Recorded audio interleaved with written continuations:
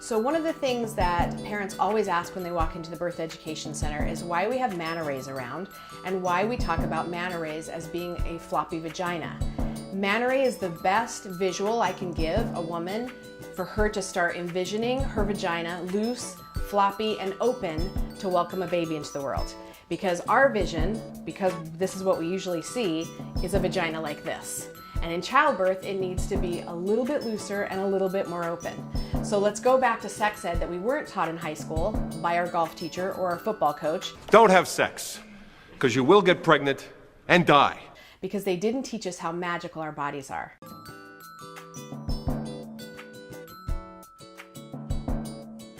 When we think about how our bodies work, and we're going to go to the male perspective first, the male has a penis, and it's always erect and it's strong and no, it's not.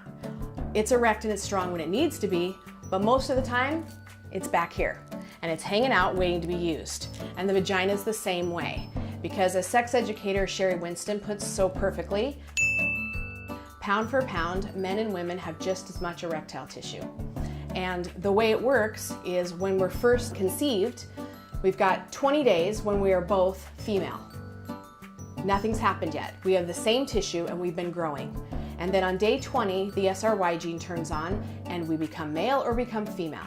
And as we become male, we grow a penis on the outside, and we become female, we grow a vagina on the inside. So men have the outie, women have the innie, but its function is exactly the same, and it's still erectile tissue.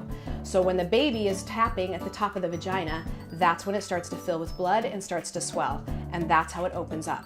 Just like the penis, when it gets tapped on, mentally or physically, it starts to swell and opens up and does what it's supposed to do.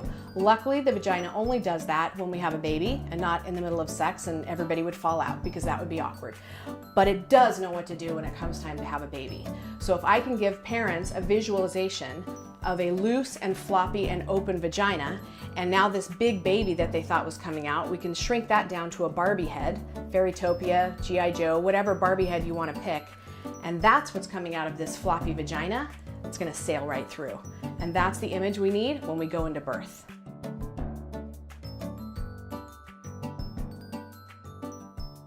So if you like this video, like it and subscribe to our page, and check out more videos on birtheducationcenter.com.